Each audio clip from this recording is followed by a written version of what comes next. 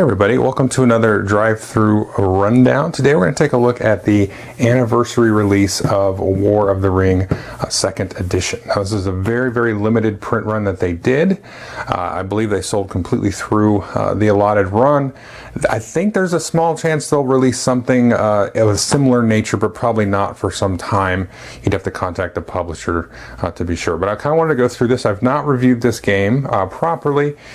It is in my top 100. I haven't done a top 100 list in a couple of years, but it would still definitely be in there. I haven't played it for some time. I actually sold off my normal 2nd edition to help pay for this one. So let's take a look at this. Well, I'll do kind of an unboxing type of thing. I'll also set up the components. We can take a look at that. I'll kind of talk about the game as I go through it, give you a sense of it, a little bit. I would say definitely go out and pick up 2nd edition. That does frequently go out of print, so if it's out of print now, I apologize, but it'll come back into print relatively soon. Anyway, so this is the box, obviously, and to give you a sense of the box size, I have another good size box here. This is Forbidden Stars, about the same size as like Imperial Assault and Star Wars Rebellion and stuff like that. Although Rebellion I think is a little bit bigger than this. So you can see the thickness of the box is about that much more than Forbidden Stars, and it would take, a few of these, maybe like 3.5 of these kind of space here. So it's got a very nice kind of, I guess, like a felty kind of thing. I can already see you will need to take a lint brush to this now and then. But let's go ahead and crack open the box top. So now we've got the box top off. I just wanted to sort of make a comment on this. This is pretty thick, but for a box this size, it might be a little bit flimsy. I won't say that it's, I wouldn't give this a knock for being as, thick as it is, because as you get boxes bigger and bigger, it's very hard to make, a big thick box and also have it, be a large box. So I would say it's good enough, but also if you do get this, just be a little bit careful with it. You don't have to be too careful. And then it says like a magnetic kind of flip top lid here. And so we'll open this up, and it's got the nice emblem kind of engraved, or I guess whatever you call it, engraved on there. And so here we can take a look at the some of the painted miniatures, and all of these come in this kind of case. And I will get these out and kind of show you a little bit later, kind of the detail and stuff. But anyway, we can see the Free People's miniatures here in this case. And then we have kind of a insert / poster that goes in between the two different miniatures. Is there anything on the back here? Oh yeah, there is. It's got sort of a showing of all the different units for the Free Peoples there. And then we've got now the Forces of Mordor here, and these are also in their own little case like that.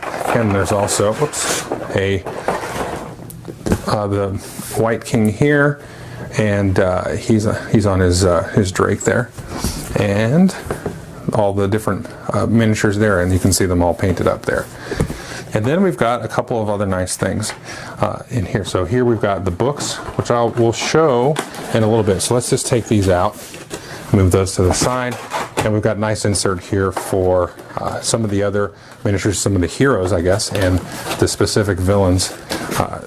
And here you've got also the 2 different decks of cards, the action dice and some of the combat dice and things in there. So we'll move that to the side. And then what is this here? This looks like just another kind of postery type of thing. And on the back here, okay, so it's just kind of the contents of what you would expect and how to organize everything. So that's pretty cool. And then we have assume here, these looks like charts and rulebook, some kind of envelope or something. So we'll take a look and see what that stuff is. And then here we've got another kind of poster thing. And what is this? This is Frodo and his buddy Sam. And on the back, okay, it's kind of just a map there. All right, so that shows you what the board is going to look like once you set it up. And then the board itself is also encased in here. And this is a large board. Is there anything underneath here? No, there's not. So I'll kind of get everything set up here, and we can take a look in more detail at some of the different components. And before I set up the board, I just want to show you, it's actually 2 pieces of board, which is what the actual 2nd edition comes with. And you can kind of see this here. This is sort of slightly embossed. It's kind of a nice finish to it, and you can see there's a little bit of a sort of a glow there. It's not really bumpy or anything like that, so it's very subtly bumpy. But that looks very nice. So let's set up the board. Okay, so I'm gonna have to pick the camera because this board is gigantic. I do have a slight bump in this particular table, so that little gap you see isn't necessarily the fault of the board. I highly doubt it is. This is a 6 foot by 3 foot sort of picnic table kind of thing, and you can see it kind of extends over the edge there, and it's also over the edge down here at the bottom. So that's probably about 4 feet, maybe not quite. And then, actually, this might be a 6 foot by 30 inch table. I don't remember. So it's about 3 feet or a little bit more than 3 feet, I guess, tall. And then the width of the board is probably about 4 feet or so, because you can see the edge there. So you do need a good sized table on the board. And it's got all the places for the cards and the different factions as they come into war and stuff. And you've got the cards over there for the free peoples and so on. And then you've got the at war track over here, actually. So let's kind of get some pieces out and start taking a look at them. So here is, I assume, the player aids. We're going to take a look. This is the certificate of authenticity, as any kind of collector's thing will have. You can see my number 535. I don't remember how many they sold, but I thought it was around that number. And here we've got the reference chart here, at least a couple of these. So these are nice sort of linen finish. It looks like they're open up. Oh, with a nice glossary of terms. I don't think my other edition had that. Player aid here. You can see your roll dice, your fellowship phase, hunt allocation. So you kind of like the fellowship might move, and then they get hunted, and then you kind of go into taking different actions with your dice and so on. And you resolve combat with these large forces that will be on the board. And so here's a second player aid, a third player aid, because it does play to 4 players. So I assume there's 4 of these. So that's really cool. I've not played this with 4 players. I've only ever played it with 2. And here we have some of the punch board. So we can punch these out. This looks pretty much identical to what came in the normal 2nd edition. Look at the back of that there. Okay, looks good. That's some more punch board here.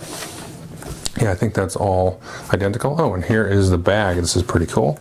So you can put a lot of that right in the bag there. And so we'll put that stuff away. Okay, moving along to the next insert here. We can see here we have the different action dice, and on your turn you roll these dice and you can take different actions based on what you roll. There's ways to kind of mitigate that dice roll as well. And then you have the combat dice here, and you can see you've got black for the forces of Mordor, and then the free peoples here. These are kind of nice. It's kind of a frosted, let's see if you can get a good look at that. Sort of a frosted look to those. A little bit too much light on it, but yeah, these look very, very nice. And then we've got the cards here. These did come in plastic, and they do make sleeves that are specific for these cards. These are the same size of cards that were in 2nd edition, but they seem a little bit nicer from what I remember. They've got a nice, somewhat loose spine to them, but not too loose. So it's kind of a nice balancing act, so you can certainly shuffle these with ease. And these are the cards you'll get. You can take actions and play cards as well, but sometimes they have different symbols there, so you require the symbol to play the type of card. And if you play Clash of Cultures, and this is probably one of the reasons I like this game and Clash of Cultures so much, you kind of play for a normal action, and then a lot of your combat actions are on the bottom. So you'll have a hand of these kinds of cards, and you'll be kind of forced to choose, like, oh, I can do this now, it's going to help me kind of move around or do something, some kind of cool effect in the game, or I can save this for the upcoming battle that might happen. And there's cards for both the free people and Mordor, and I think in this deck there's some cards here.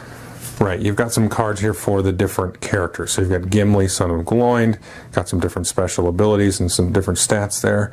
Boromir, Legolas, Gandalf, Strider, or Aragorn, and then different folks like that. Another Gandalf the White, there's Aragorn, Gollum, Saruman, the mouth of Sauron, and so on. And so this is your fellowship, and this will grow and shrink and separate during the course of the game. And that's pretty cool. So let's take a look now at some of the minis that are in this particular one. Okay, so I broke out the miniatures for the fellowship here. Here you can see Sam and Frodo, and they're always going to travel together. They will initially have the ring and be the ring bearers. And you're going to be moving them kind of stealthily throughout the game. So it's kind of sort of like a little bit of Scotland Yard, a little bit of a war game. And then you've got Gollum there, and then you've got Merry and Pippin here. Whoops, he's backwards. He's got his little helmet on, which is pretty cool little effect there. And then you've got here Gimli and Gandalf, and then Legolas here, and then Aragorn, and then Boromir here. So those are all pre-painted, which is pretty neat.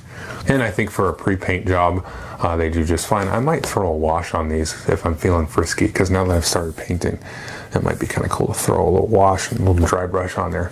But we'll see. I'm kind of going over somebody else's work, and if I screw it up, it's not like I can say, hey, send me another one of these, or I can kind of buy another Sam and Frodo.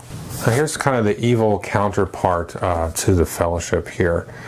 You can see you've got Saruman there, you've got a bunch of the Nazgul, you've got the Witch King and so on there. And so just these all look pretty much the same there. Just decent job for a pre-paint.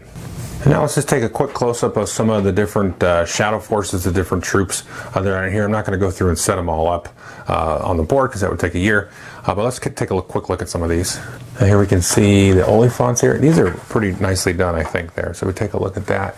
You can see there's a fair amount of detail on these here with the little houses or whatever that are on top there.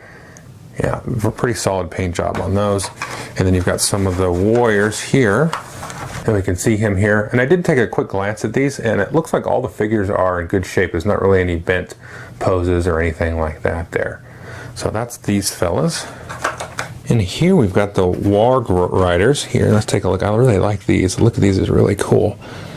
So you can see these guys on their wargs. That's nice. And we'll also take a look at a couple of these different orcs over here. These are some of the white hand orcs, I believe. Yeah, these are bigger ones there. So those are really nice looking. I like those quite a bit.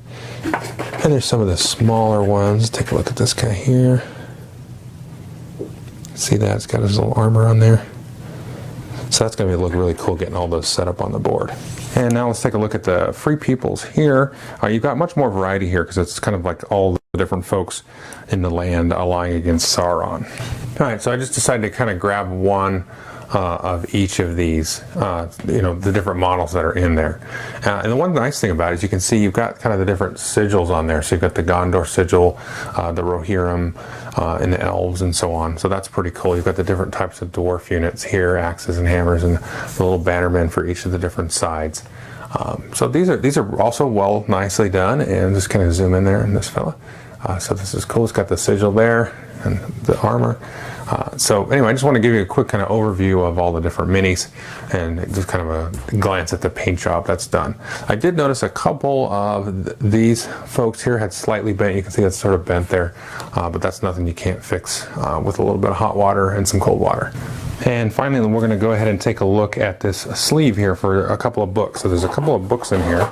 So we'll take this out, move that to the side, and you can see you've got the rules and then a companion book. So let's crack open the rules first.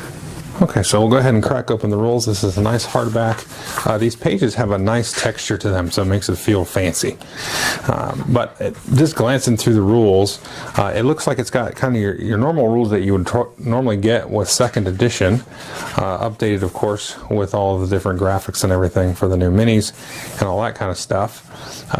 And then it's going to, I know the rules, if you've not played it, the rules look pretty daunting. There's a lot of setup, that's for sure. You definitely want to set up beforehand if you're going to be playing with somebody.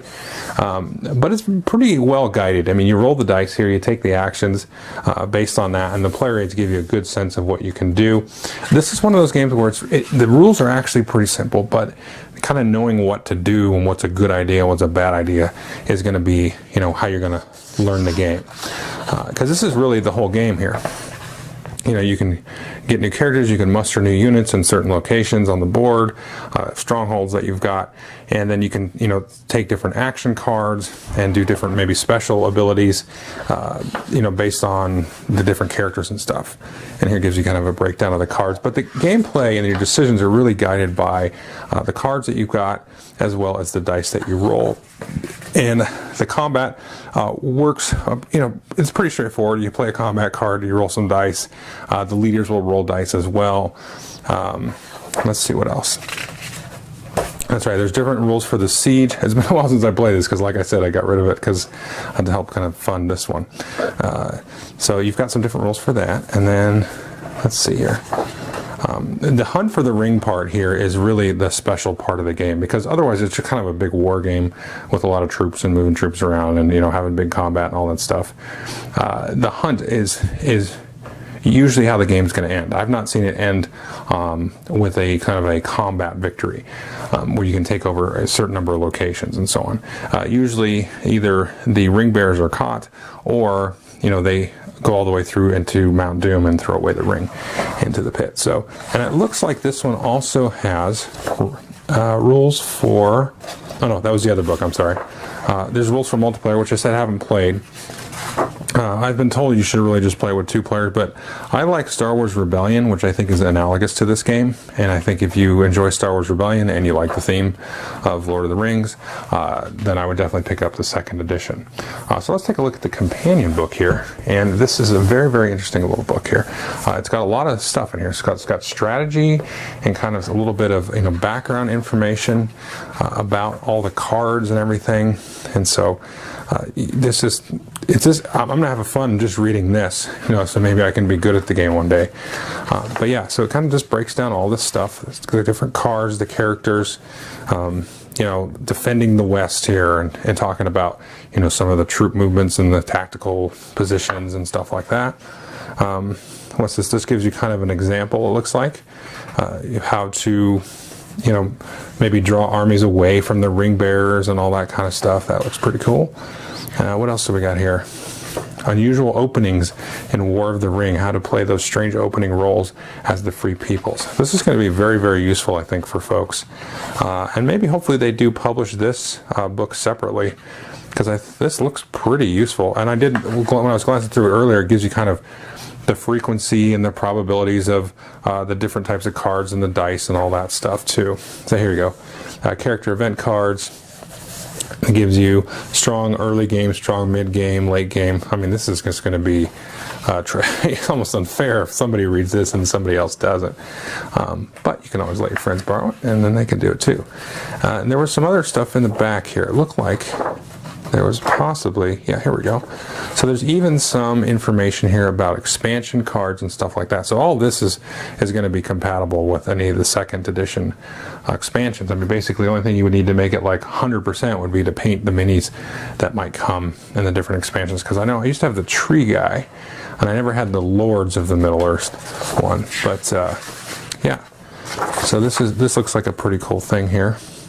So this is Warriors of Middle-earth. Yeah, I didn't get that one because it was that was after I got rid of this. Here, I had the Fangorn there, and I had that guy. So this looks pretty cool as well. Anyway, so that's kind of just a rundown of all the basic, components you're going to get in this game. I'll throw this up. I normally do like a poll on my Patreon, and sometimes an older game will float to the top. Like last month, I reviewed London from Martin Wallace. So I'll throw this on there, and if folks are actually interested in a review, there's tons of videos and good reviews on this game. I mean, the short and sweet answer is I would say definitely look into this.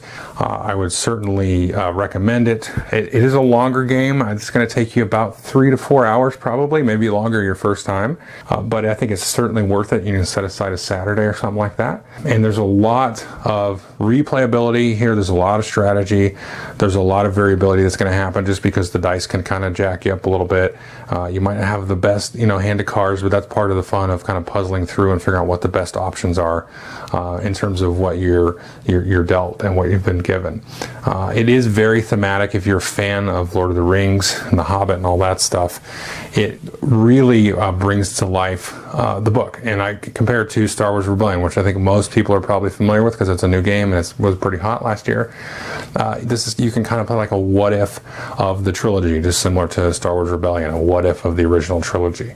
And you've got sort of the balance between units and combat and all this stuff happening on the board versus that real down-to-earth kind of character-driven plot and all that stuff, kind of moving the ring bearers through here down over into hopefully Mount Doom if you're playing the Free People, and then trying to move them in here, and then you start moving through these spaces to dump the ring off there. So definitely, I will maybe review this in the future. We'll see, but I definitely recommend it. If not, and there are definitely other reviews on here that are really good. So, okay, thank you.